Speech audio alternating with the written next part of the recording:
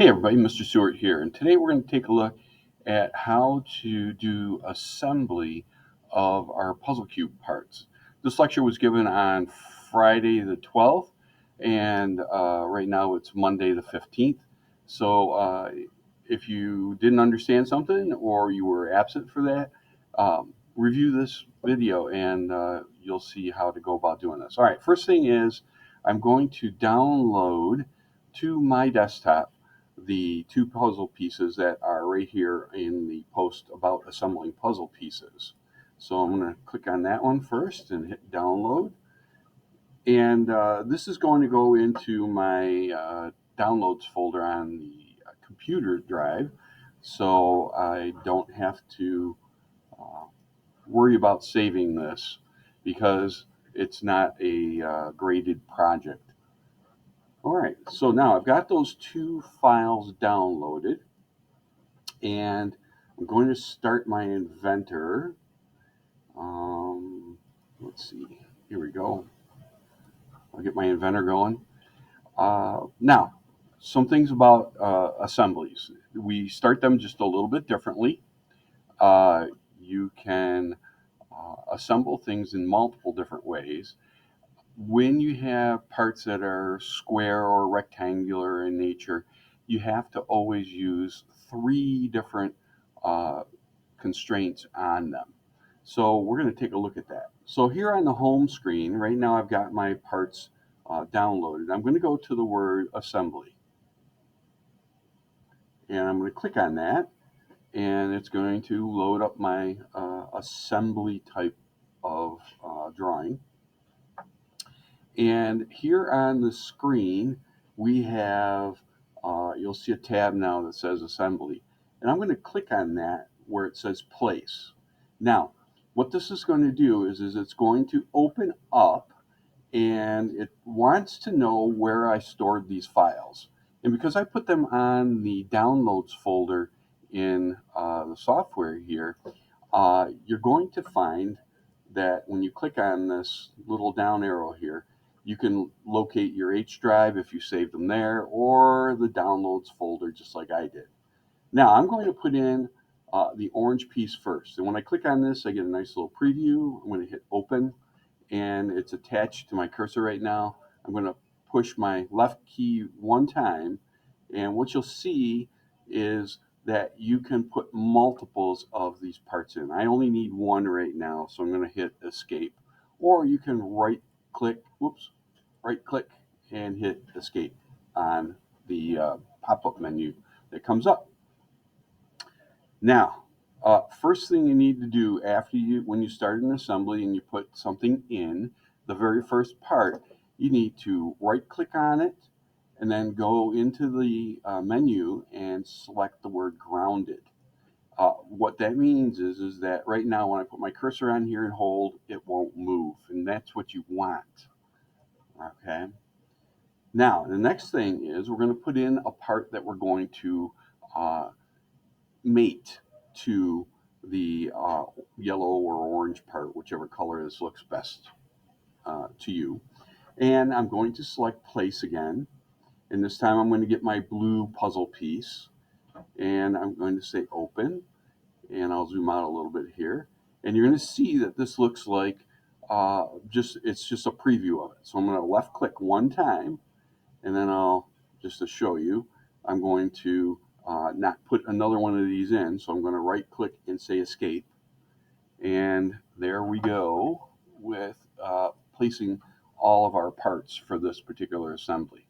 So what I'll do now is I'm going to go up to my view cube and I'm going to spin this around and I'll move this guy so I can see all the surfaces pretty well. I want to mate this blue part to the orange one.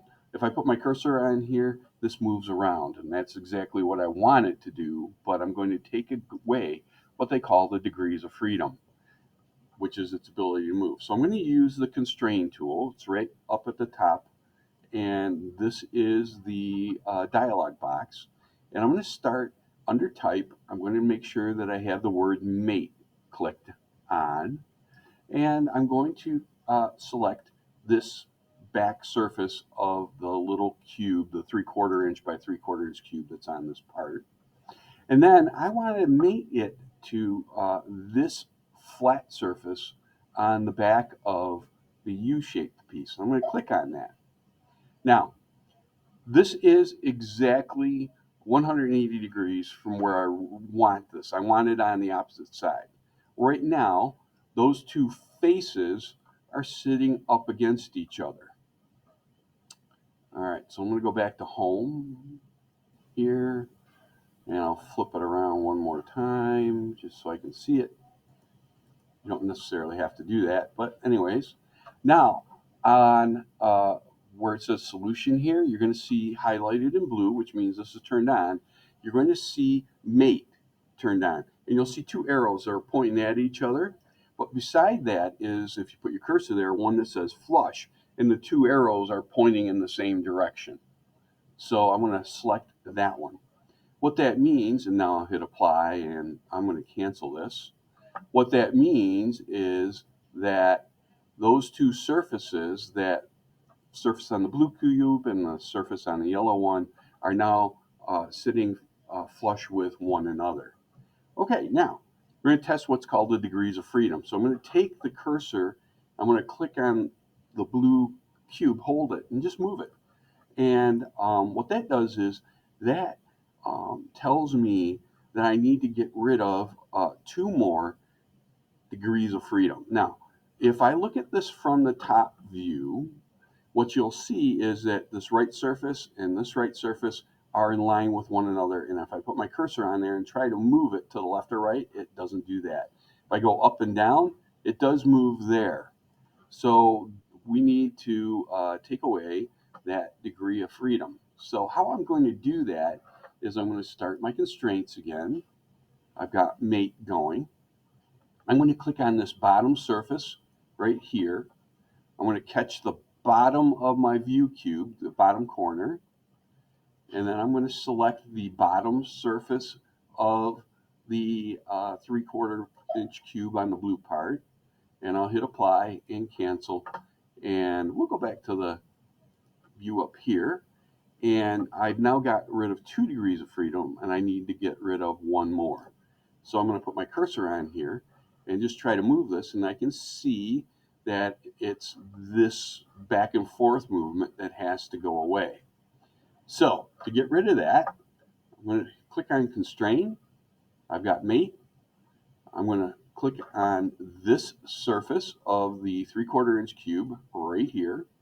I want to click on the inside surface of this U-shaped piece, this left-hand wall right here. So I'm just going to spin this with my view cube one time.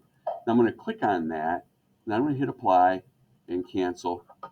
And if I go back to that previous view, and I put my cursor on this blue part, I can't move it to left and right. I can't move it up and down. I can't move it in and out. It is fully constrained, which is exactly what I want. Now, I would ordinarily continue doing, the lights just went off in my room. Hold on a second. Come on back.